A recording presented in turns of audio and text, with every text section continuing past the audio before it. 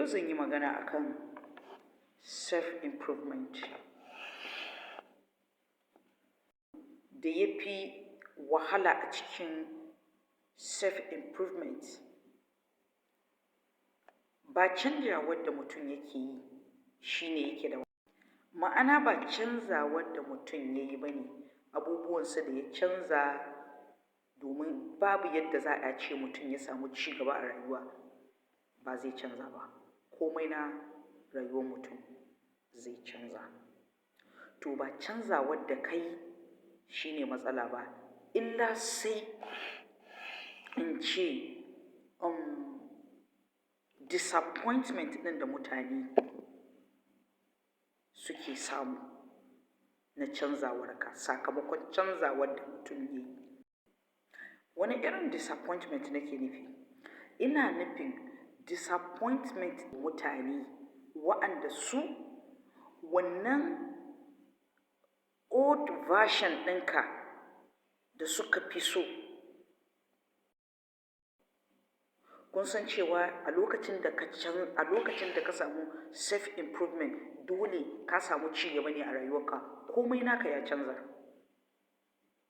So disappointment ɗin da mutane za su samu shi ne a lokacin nan fa da baka canza ba, sun fi son ka haka. Saboda a lokacin nan idan aka danna, in aka ce yi nan sai kai nan, in aka ce yi can sai kai can, saboda baka fahimci kanka ba, baka ma san wane ne kai ba, baka san me ma ka zo yi a duniyan nan ba.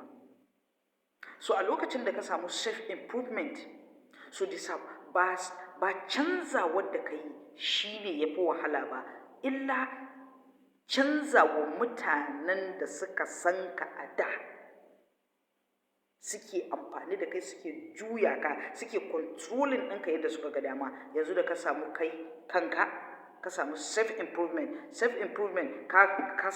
yanzu ka san kanka, ka san waye kai, ka san me ka zo yi a duniya, ka san kana da selective. So a wannan abin da ya fi wahala a ciki shi ne ba canzawar da ka yi shi ne wahalar ba, a'a canzawa mutanen da disappointment ɗin da ka samu da mutane, su they are disappointed because canzawar nan bai musu daɗi ba. Sun fi son old version ɗinka ba new version ɗin da ka ke a kai yanzu ba. So ci gaba na rayuwarka yana sanya ka duk wani abokane da kake da shi, da mutane da maƙota da kake tare da su, da dukkan wani mutum da zai iya kawo maka setback, ɗauke kanka kake daga gare su, gudun mutane kake yi, saboda tafiyar ba za ta yiwu ba, hirar ma ba zai yiwu ba, ba za ka fahimci hirarsu ba, ba za su fahimci hirarka ba, ba kuma za su fahimci inda ka sa gaba ba, ba kuma kai ma za ka fahimci inda suka sa gaba ba. Da zarar mutum ya samu ci gaba a rayuwarsa, wannan ci gaban da ya same ka zai rinka sanya ka kana ja baya da wasu abubuwan da kake ganin ba za su yi daidai da tafiyar da ka sa a gaba yanzu ba. Ci gaba na iya sanyawa dukkan wani magana da kuka yi da mutane za ka janye, ba tare da kana fargaban me zai faru ba. Self-improvement na sanyawa mutum ya daina playing ɗin role ɗin da zai sanya wa mutane su samu ticket ɗin shiga rayuwarka da sauƙi. So mutane da dama da yawa wanda kake tare da su ba fa buƙatar ci gabanka suke yi ba. Saboda ci gabanka zai kawo musu cikas a rayuwa, zai sanya ka rinka ce musu a'a, zai sanya ba su samun access to rayuwarka, zai sanya ba su jin daɗin mu'amala da kai, saboda ba ka playing ɗin role ɗin da zai kawo musu sauƙi a lokacin da suke buƙata. Lokacin da kawai mutane suke so su ga ka ci gaba a rayuwarsu shine ci gaban naka kai ya kuskura ya kai nasu. Ci gaban naka da zaran ya kai nasu ko ya wuce nasu ba za su so ba, sai dai in a ƙasa kake da su. Shi yasa a lokuta da yawa ba a son mutane suna yawan gaya wa mutane ci gabansu. Ba a yawan da so surutunka ya zamanto ka san abin da kake faɗa, ka kuma san a inda kake. So da zaran mutum ya zaɓi kanshi, yake kowa, shi abin da ya sa a gaba kawai shi ne ci gaban shi, dole za ka ɓata wa mutane da dama rai, za ka ɓata wa mutane rai, za ka musu ba daidai ba, domin a kodayaushe da ake neman ka, kai kana bakin haɗa rayuwarka. Za ka ce a'a, duk inda aka gayyace ka, ba ma za a ganka ba ma bari ta nama a gayyace ka. So da zaran ka zaɓi kanka, ka zaɓi ci gabanka, ka tuna cewa fa idan baka da shi babu mai baka.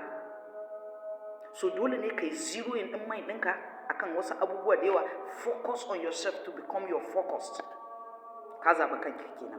Da zaran ka zaɓi kanka, to mutane fa da yawa za su fara ganin cewa ka ha'ince su, ka yi betraying ɗinsu, ka yi musu ba daidai ba, ka tsoro da wani rashin mutuncin da ba su fahimce shi ba a nasu gurin, a nasu tunanin.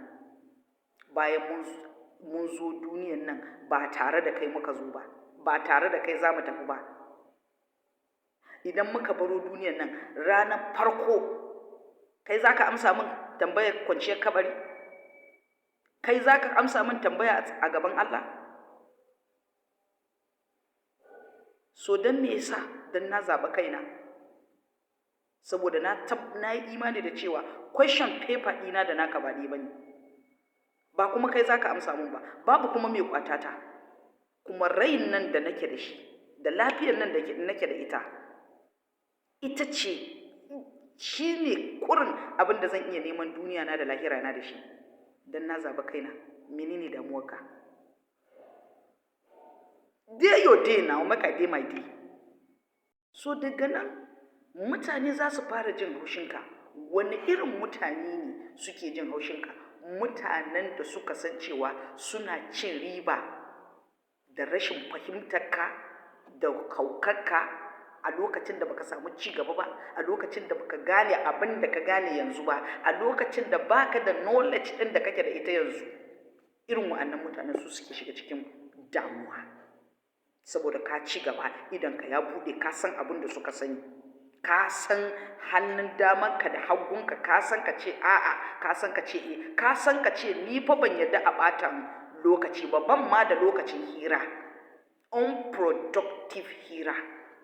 So saboda haka kar ku dinga jin cewa fa kai kuna shakku a ranku, kai ko ban kyauta ba ne ba, ko ban yi, ko rashin mutunci ne. Babu wani maganar rashin mutunci a nan.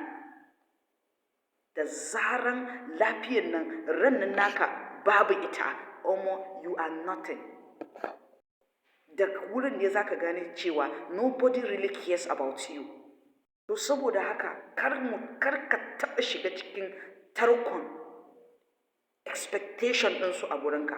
They expect you to be a fool. They expect you to be dumb.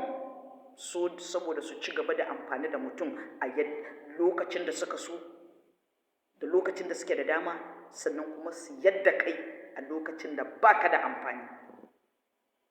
Idan ka juya hannunka na dama da hannunka na hagu, kaga yadda mutane idan an yi mutuwa suke manta da mutum, haka za a manta da kai. So ka daina jin cewa ka yi ba daidai ba, daidai kai na neman duniyarka da lahirarka, by saying no yourself more than kowane mutum.